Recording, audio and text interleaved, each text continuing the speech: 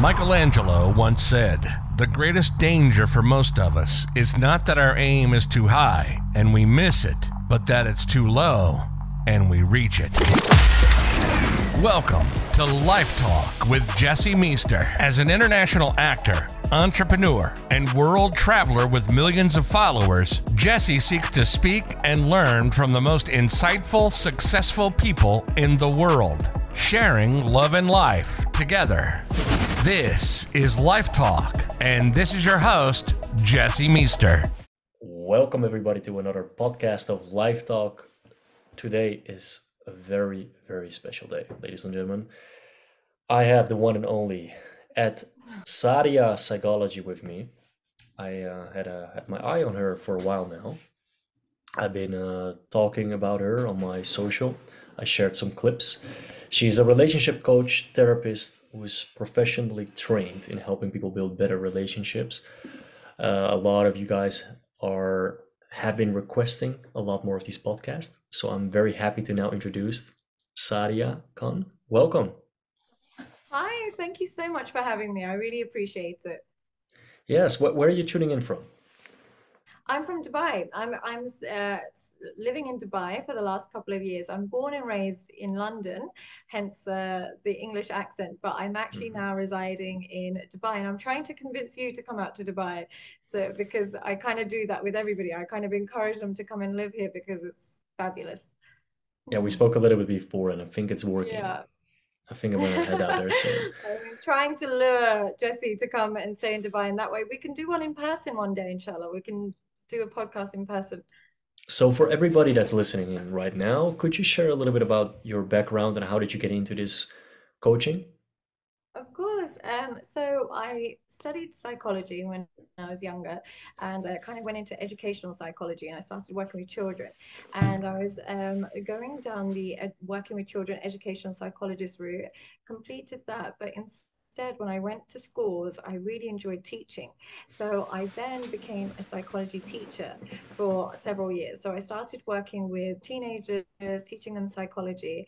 And in the midst of teaching them psychology, particularly when I would teach them about relationships, I realized how important this information was for adults. And I just couldn't believe that this sort of stuff is not taught to everybody. The kids would have such light bulb moments every time I would explain something psychologically to them, and they would be like, "Oh, is this why I get so jealous, or is this why I, get anxious?" And it made me realize that maybe people need to hear more of this. So during lockdown, I started, my course towards psychotherapy, and just about a year and a half ago, I started posting online, thinking nothing of it. But as you know, with social media, you can just post and think nothing's going to happen, and it can actually change your entire world. That's the beauty of social media. So I managed to just kind of post it online, and then I realized how many people actually need one-to-one coaching or need some kind of coaching in that regard. So I stopped teaching, and now I go into one-to-one coaching for people who are looking for, it doesn't have to be actually relationship orientated, but I do realize that people who suffer a lot in psychologically only realize that they need help psychologically when they get into relationships. When they get into relationships and feel a bit traumatized or feel like they can't change their behavior, then they start analyzing their actual behavior in general. And so relationships tend to trigger the need for therapy. And so that's why I kind of do relationship content online. And I did see a lot of it. I saw you also sat down with Mike Thurston, and yeah. a lot of the topics were about high value women, how high value men is something we talk about on this podcast. Could you define what that means for you? Yeah, I mean, the thing is, unfortunately, it's like quite a shallow term, both high value man and high value women. And lots of people get a little bit triggered by it because they're Yes. just saying, well, why are we always talking about high value? Because it's a different world for high value men and women, unfortunately. And this is in no way to degrade anybody, but high value men and women, their dating scene is completely different to the average person, not necessarily in a good way. Not necessarily in a good way, but what I would say a high value man, just like high value man and high value women, there's some precursors. There's some ingredients they just have to have in order to be For men, it might be wealth. For women, it's beauty. They just need that as a starting step. But to go above and beyond that, it does take psychological elements. So I would say the baseline for men would be to be successful, to be attractive, and to have plenty of options. It makes them somewhat high value. A deeper level in terms of a high value man, I would say the number one ingredient of a high value man is lots of self control. And what I mean by self control is they are selective with their mind, body, and soul. They're very selective with the women that they go to bed with. They're very selective with the men that they choose to do business with, and they're very selective where they like to place themselves in terms of places, environments, and stuff. Hmm. And that creates even more value. So I say they have the baseline, but their psychology, the number one trait is self-control, lots of discipline. For women, high value, they again have the precursors, which is beauty, a bit of, well-spoken, but the psychological trait that they need in order to be high value as a woman is loyalty. They need sexual exclusivity and loyalty. They can't, and that also includes online behavior. She can't be truly high value if Hmm. every man and his son can access pictures of her almost naked. She immediately removes her exclusivity. So I'd say beauty, intelligence, all of those things, but that psychological trait, just like men need self-control, women need loyalty.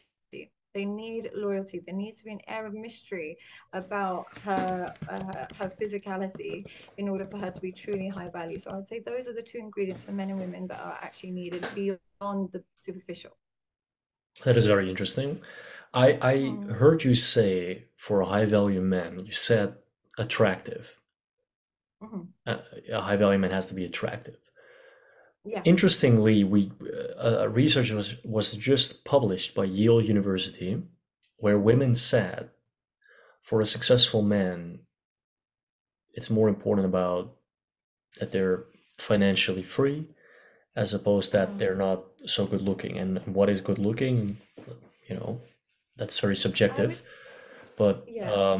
I think for women, they might not have as a high standard as men have towards women. Do you agree with that?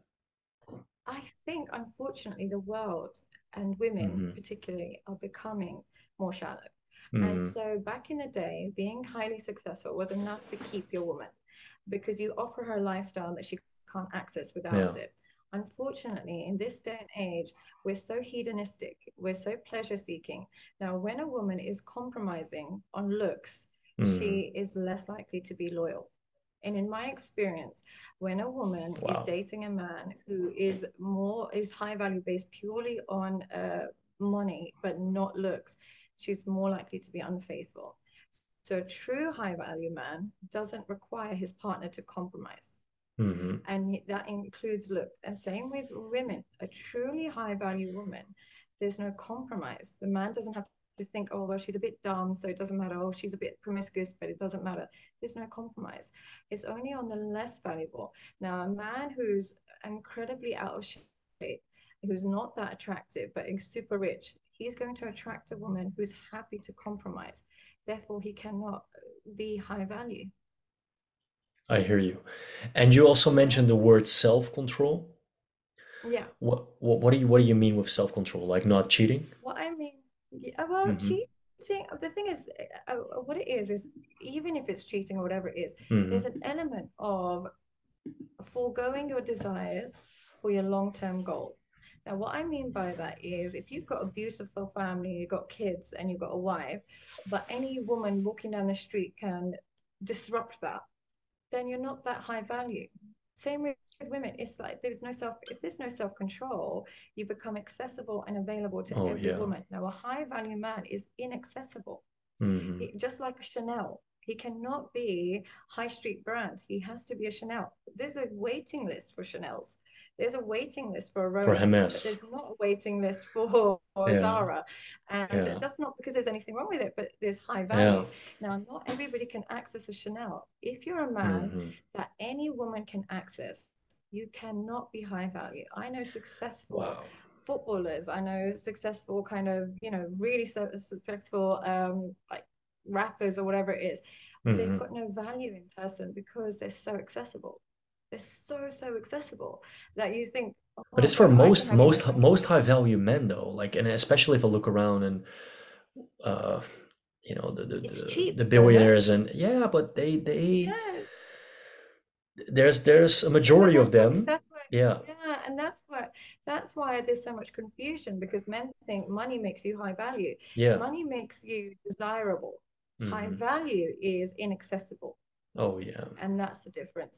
And I'm same like so beauty. glad you touch on this. I'm so glad because Uh-huh. I hear so many times that, oh, you're a high value man. You're so, it's in your nature, it's in your masculine imperative to cheat, Mhm. to have, intercourse Mhm. with multiple women when you feel like it, and then come back to your wife, and like, she should just Exactly. accept it. And this has been, no, No, but but you see this, right? It's been a conversation it's for, cheap yeah. though. Yeah. Yeah, and the thing is, this is the problem with a lot of the content at the moment. They think Yeah. being promiscuous is an ingredient to high value. But here's what being promiscuous does. It makes you accessible and available to low value women. Whereas being high value is the average Jenny on the street cannot come near you. Just like the average Joe can't come near a high value woman. Absolutely Yeah. not an option for him. Like it's just Hmm. don't talk to me. You can't act.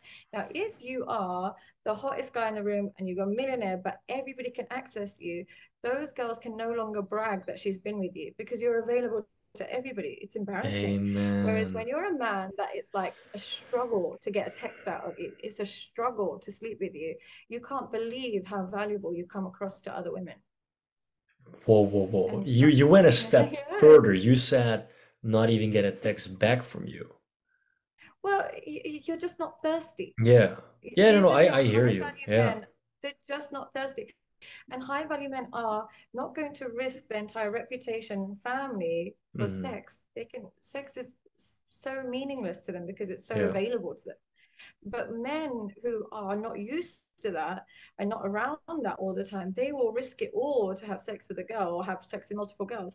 You cannot be a disciplined, successful, high value man if you can't control your urges, whether that's with food, whether that's with sex, whether that's with money. If you can't control those urges, how can you claim to be a high value man? Whereas when you're disciplined with money, you're disciplined with your body, and you're disciplined with sex, you're an undefeatable man. Wow. Wow. I told you guys I was looking forward to this podcast. Well, Jesse, you can Yeah. vouch for that. I mean, by your physique, there's no way you Yeah. give in to every impulse. There's no way you give in to every desire of Well, eating what you want. Impossible. and And that's how you have right now, but it yeah. took me, and I think for most men, it takes, and for everybody that's different. But I think Yeah. when you are in your early 20s, Mhm. you might, you make a little bit of money, you think you're the man, you're successful. What happens a lot, in full transparency, is that you start to believe that, okay, amongst your peers, you want to have the hottest model, you want to sleep with this Yeah. girl, you want to sleep with that girl, not even because it's Mm. fulfilling or No. energetically the right thing to do. No, but it's Mm. because you want to be the man. You want to be the top G, right? That's what they say nowadays. Oh, By the way, I texted them, and they he's texted me well, back. They right? texted me back today, Andrew and Tristan Yeah, I both, and spoke they to are him well. briefly Yes. as Oh, well. He's lovely. like Yeah. almost, yeah, he Yeah. handles everything like a top Yeah. G. So he doesn't seem too traumatized. I think I was more traumatized than he Oh was yeah, terrible from situation, terrible. But so they're good now there. But we'll talk about that praise be for to sure God. another time. Yeah. And so the top G thing, that was back in the day, like how are when you walk into a room, and you can have a nice car, you can have a nice watch, but the most valuable thing for a man is who's the woman next to him. And if you are young, you believe that is how hot she is, how young Yeah. she is, right? That's low fat, Mm. low value, low frequency. That's not, like, it's immature. So I had to Correct. go through that process and all those failures, and fall in my face a couple times, being used for the Yeah. wrong reason, attracting the wrong women, to Mm. come to this point and be like, you know what? I just turned 30. Hmm. What do I really want? Well, now I know. Yeah. Now I know what I want. Now I know what's important for me. Now I know what I can give my woman, and what's important also energetically to receive back and forth. So yes, I do reserve myself, but it's a process though Absolutely. for It's a a man. process, but Yeah. here's what I say about with men who want like the youngest or the hottest girl Hmm. on their arm rather than the Yeah. one with the most loyalty and substance. Having that desire is like the same desire that somebody who's made new money wants a gold chain and wants Hmm. a flashy car. It's a shortcut symbol of status. They want to say, I finally made it. Here's my big Yeah. flashy watch. Here's my big chain. But when you speak to men whose parents are millionaires, they don't even wear a watch. They don't have shortcut symbols for status. Same thing with Yeah. women.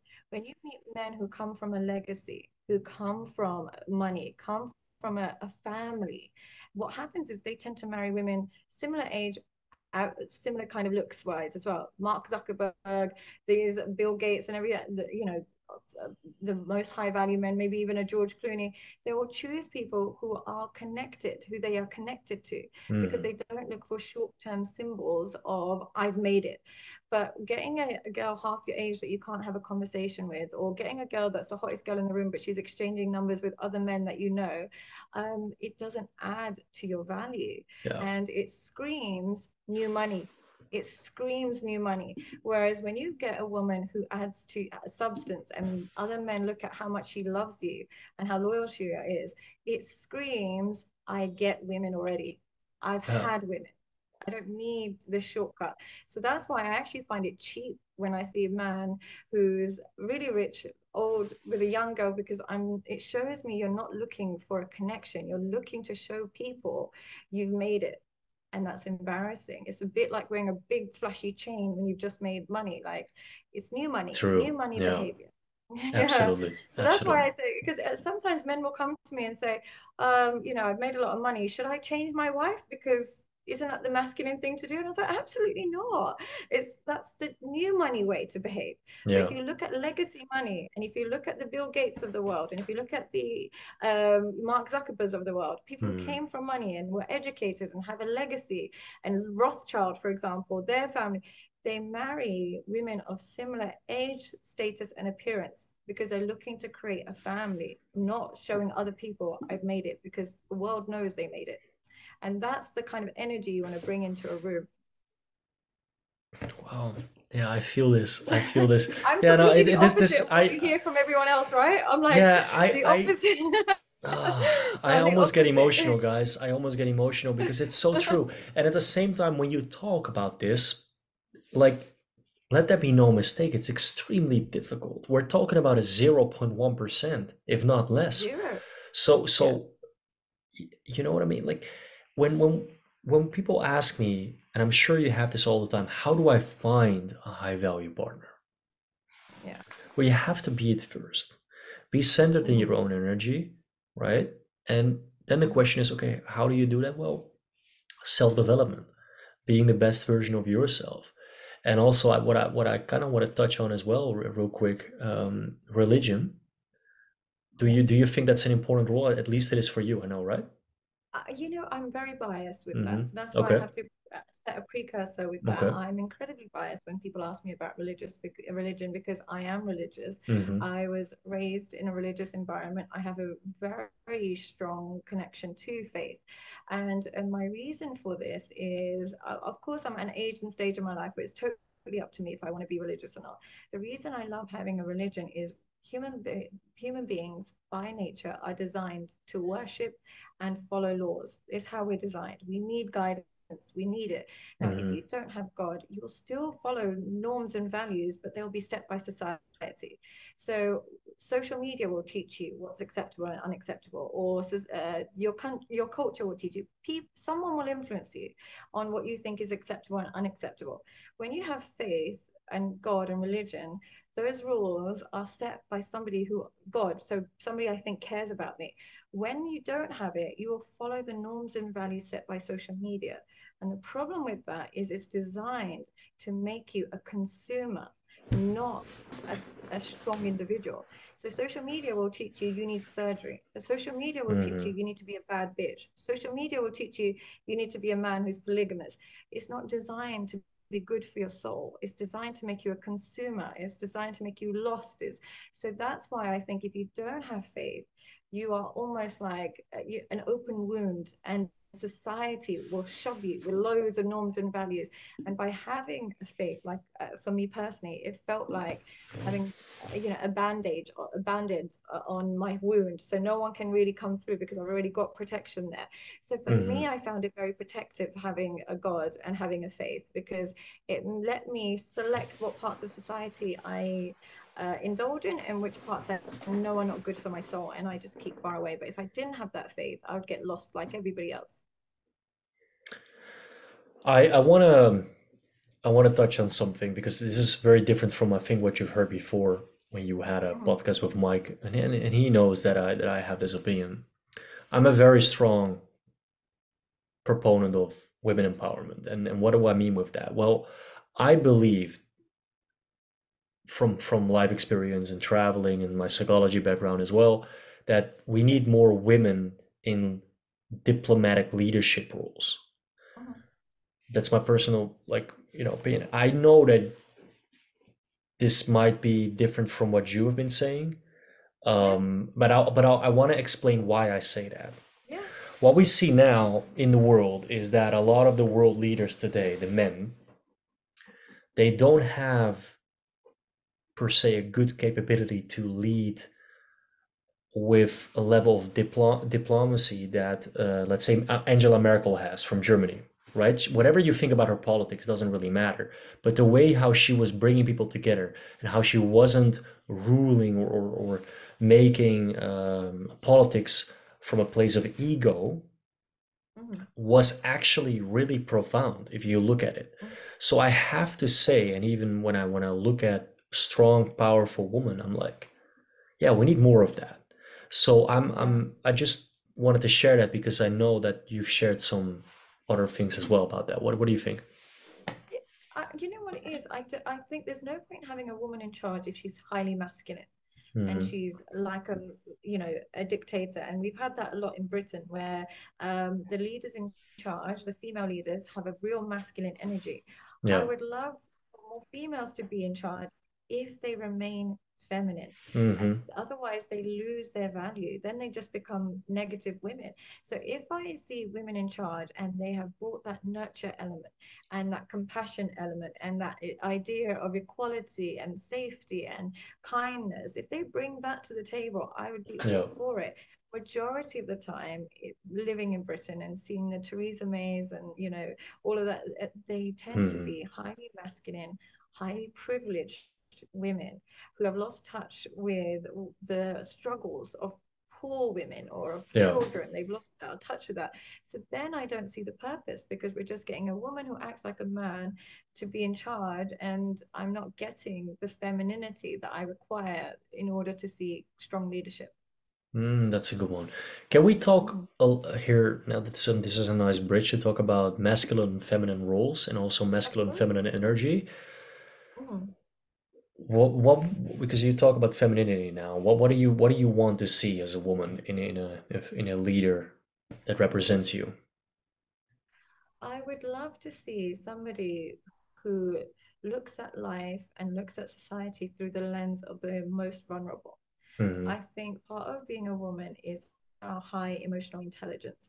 And because we are mothers by nature, even if you're not a mother, you have maternal instincts. We tend to look at life through the lens of a child. We know when they're hungry, we know when they're tired, we know when they're not feeling well, we can sense it. Now, what I would love to see in a leadership is she looks at society through the lens of the most vulnerable. So when you put a tax on, let's say you put a tax on food, you think, how would that poor child and that poor single mom be able to afford that? Well, she wouldn't be able to. So let's not tax the essentials of life.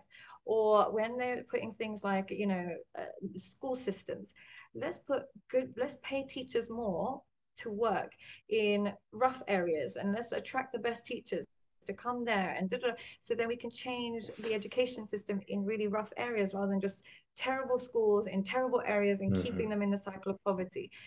So if for me to see a strong female leader, what I would like to see is every policy is made with that child in mind that has an alcoholic dad, an abusive mom and has no head start in life. How do we make a society that makes that child's life better rather Hmm. than how do we make a society that allows this corporation to make more money and that company to capitalize on this, that, and the others? That's what I would love to see. Hmm. And for a man. Yeah. From a male perspective, Hmm. what I would like to see from a male perspective is I would say I would probably want the same thing. I really do want, I think the reality is if we want a successful society, what we have to do is create a system that fights crime and promotes education. Once you have those two things in line, everything else in life will fall into place. You'll get success and you'll get like rid of the problems. Fight crime and create education. Now, those two ingredients will enable people to work hard, see their money, and not worry that someone's going to steal it or not worry that it's going to disappear. When you control crime and education, that culture starts to flourish because you have safety with opportunity then. So when it comes to the household, um, Mhm, we see a lot, especially where I'm from, the Netherlands. We mhm. see a lot of parents that work together.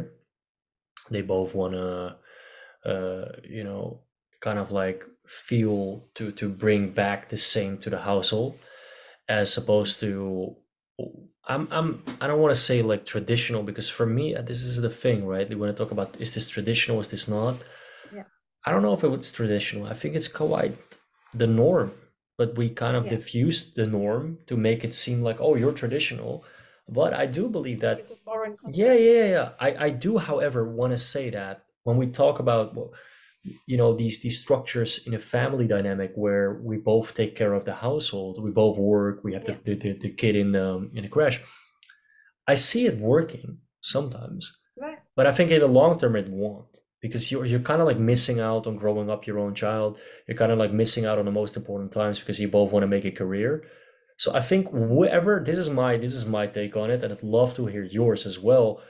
I believe that whoever is the most masculine in their energy, whoever is like willing to kind of like be that nurturing parent, to stay home a little bit more.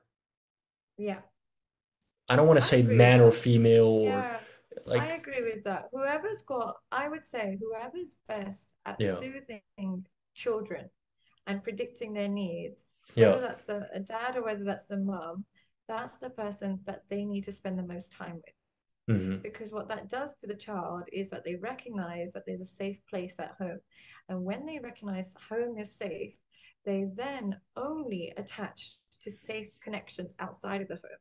Yeah. Whereas when home feels unsafe or unstable, they search for nurture outside of the home because Hmm. children need nurture. Oh yeah. If mom doesn't give it, if dad doesn't give it because both are on their hustle, that child becomes prey for predators Mm. because we're designed to be nurtured and loved. So, whichever parent has a natural instinct to put the child's needs first and to soothe the child when they've got anxiety and to remain calm and pass that on to the child, that's the parent that should be predominantly in charge of that child. And if it's just not in your instinct, because not all women are maternal, not all women are considerate, Hmm. some mothers are narcissistic, it happens. If that is the case, then we limit the child's dependency on that parent because that can lead to trauma. And that can lead to that child then forming more trauma bonds in the future. So it really should be the parent that loves the role the most that stays at home with the child. So you would say that for a healthy dynamic and parenting roles, you would say that it's good for the woman to be at home taking care of the child, I think ideal scenario in would an ideal be a scenario. woman. Hmm. Ideal scenario is a woman that actually enjoys being a mother. Hmm. That's the most ideal scenario. It's no point having a woman at home if she resents the children, resents her life, and is then going to blame the husband for why she has to stay home looking after the kids all day. That negativity is contagious. It's contagious on the husband, it's contagious on the children, it's contagious. Whereas a woman who naturally can't, enjoys the process of loving children and raising them, and as draining as it is, recognizes there's nowhere else she'd rather be, that's the ideal scenario. But forcing that on a woman where that doesn't come naturally leads to resentment, and children become collateral damage. Wow. And this is also why it's so important to have these conversations before, right? Like, hey, Absolutely. where are you when it comes to parenting? Yeah. Where's your Where mind are at? you? Do Yeah, you yeah, yeah. enjoy? Yeah, do you enjoy Yeah, the idea that your life becomes revolving around yeah, this? The children are egotistical. They don't yeah, care about your needs. They just want to be loved and yeah. soothed.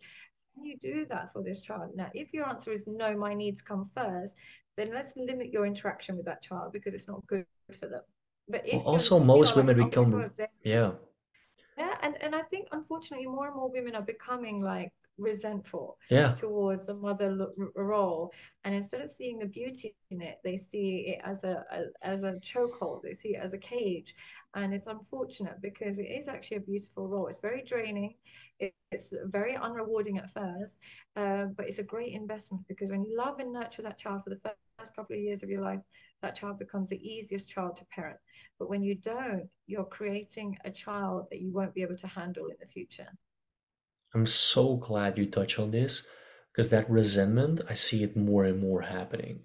Oh, I'm sitting at home while my man is making out a career for himself. Why can't I not make a career? Why do I have to be home? Right? Yeah, and it's like they've lost the ability to be happy for each other. Yeah, It's competition. Instead of thinking, oh, absolutely. my husband is doing so well for me and my babies, I'm Yeah. so proud of him. It's like, how come you get to go to the gym at 5 a.m. before work and I'm sat here with my stretch marks? Well, you don't want to, like you don't actually want to do that. So you're just resentful, but you're not motivated. And that's the problem. That is the thing. It's competition. It's becoming Competition. competition. Mm. Wow. And there's no, it's competition rather than cooperation. And that's the problem. Wow. And this is no, but this is such a big problem if you're listening right Yeah, it's a now. huge You know problem. how many And people the are worst dealing with is this when, right now? yeah, and competition is, Especially in the West. oh, absolutely. Yeah. And you see it at its worst when people have to co-parent. What happens is they're in competition for that child rather than being so glad that this child has got two parents that love it to death. They want to separate and say, no, no, you have to love me more. When really we should be inviting energies that love that child because you can never love a child too much. But they would rather win the battle against their ex than create a healthy child. And it's traumatizing. Well, yeah, this is such a big topic because I really see it amongst peers as well, and I see it happening in the West where I'm like really Traumatizing. thinking, okay, you're a masculine guy or you're a feminine guy, whatever you are, but have Yeah. this conversation up front when you're dating. If you want your woman to be dominant, if you want your woman to take the lead, like because we also talk about like, oh, it always has to be the man. I hear that a lot. No, it doesn't No, have to be always the man. If a no. man likes to be submissive and whether that's some kind of role play or whatever the rule is that you agree on, the point is that's okay if that works for you. I see it happening too, and especially for a lot of powerful men, they like to be a little bit more submissive at home. But Yeah. as long as you really have that clear since the beginning, because the kids Yeah, can just never suffer. boundaries. Yeah, Yeah, just boundaries. And here's the thing with boundaries. People don't always know how to set boundaries, and they always think boundaries means I don't like this. Go yeah, away if you're not going to. That's not what boundaries are. no, Boundaries are designed to keep people in your life, not push them away. And how you keep people in your life is teaching them what you can and cannot tolerate. Not like, oh, you do this and afterwards I'm going to punish you. That's self-sabotage. But simply saying, you know what, for me personally, I think I would really like a woman who enjoys kids. If you don't like kids and you're going to be resentful, how about we don't have them or we part ways now? But what people do instead is they wait and wish for the best and then get hmm, furious. And it's boundary setting means saving yourself trauma in the long run by setting the guidelines in the short I love that. Wow. run. I have one last question right here on my list, Of course. and that is, what is if you could describe your ideal man?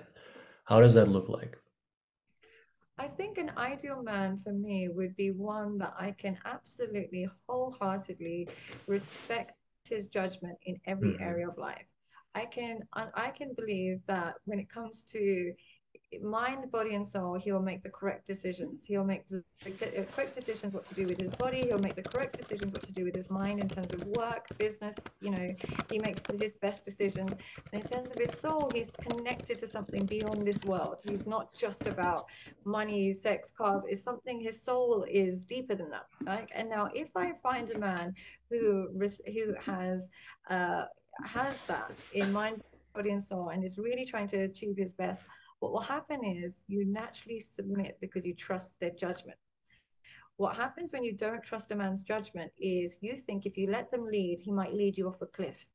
But when you feel like you can trust his judgment in most areas of life, you put the blindfolds on and you say, you can make that decision. And even though you want to have a say, as a woman, you want to have a say, what happens is you have a say and you hopefully either agree, or if you don't agree, you trust his judgment. But when you meet a man who has no discipline, who has no kind of, it is not really controlled in those areas, you're scared to trust him. You're scared to let him lead. And as a result, you're scared to let your guards down and you remain masculine. So I heard you say a trigger word. You said a trigger word, which is submit. A woman to submit to a man. I know you're listening right now. You always get a little triggered with that word. So let's elaborate a little bit on that. Also, respect his judgment. What about your judgment? Because I think you're a very intelligent, beautiful woman. I think you have a lot of judgments that are very profound and that a man would never see. Well, in order for me to respect his judgment, it would have to be somewhat in line with mine. So for me to respect his judgment, I would have to know that it's in line with mine and in line more so with my best interest. So sometimes I want to make decisions that are not always good for me. I might want to, go and work with somebody who's might not have a great reputation, or I might want to post a video that might upset people. When I say I respect someone's opinion, what I really respect is I know they have my back and they have my best interest in mind. Now, I wouldn't be able to respect a man's opinion if he wasn't intelligent and if he didn't have my back. So they're almost prerequisites for me in order to submit. Because for me to submit, it means I trust you. Now, submission is something we have to do as human beings anyway. I have to submit to my boss at work. I have to submit to, if I'm to the police at times, I have to submit to the laws. Submitting is what we do by default. Now, if we're going to be in a partnership with somebody, we need somebody where he can submit to what I need sometimes and I submit to what he needs. So I have to pick somebody who I respect enough to allow that submission to happen, because I don't want to think all the time. I don't want to make decisions all the time. I want to know that when there are times when I want to turn my brain off, I can trust your judgment. I love that. Nobody explains it better than you do. So thank you. Then because I wanted to touch on that because, a lot of people like submit and they get triggered. But we always explain, what that entails, and then you always explain it the best. Thing. Yeah, it's beautiful to submit to each other. Yeah, you serve. Also, another thing, you serve each other. You do things for each other from an altruistic perspective. It's okay to serve. We are here to serve. And the thing is, my joy should come from his joy. It shouldn't be a competition. It shouldn't be like, well, he's so happy, and why should I? I get secondhand glory from him being happy, whatever that might look like. If that's me respecting his judgment, I get happiness from that. When I hear women getting almost vile and angry when they say, why should I have to cook for my husband, or why should I have to listen to why should I ask him what to wear? Because if you don't take joy in somebody else's joy, you're not in love with them. Amen. Yeah. Thank you so much. Is there anything else that you want to leave the audience with before we end this first podcast? I hope that we have many more. No, I just want to I just want to thank you for such insightful questions. I really appreciate the opportunity. And if you would like to find me, it's at Sadia, Sadia Psychology, and I do personal coaching as well as lots of videos online on YouTube and so on and so forth. So thank you so much for tuning in. Absolutely. I hope that we can do definitely a part 2 at some point. I would love to. Yeah, because this is going to be great. Yeah, thank you so much, and I see you soon. Take care. All right. Bye. You've been listening to Life Talk with Jesse Meester. Thanks for listening to the show. We hope you've gotten some useful and practical information. Make sure to like, rate, and review. And we'll be back soon. And if you want to be the next guest, please apply by filling in the contact form on jessemeester.com or DM Meester Store on Instagram. Till next time, keep sharing love and life.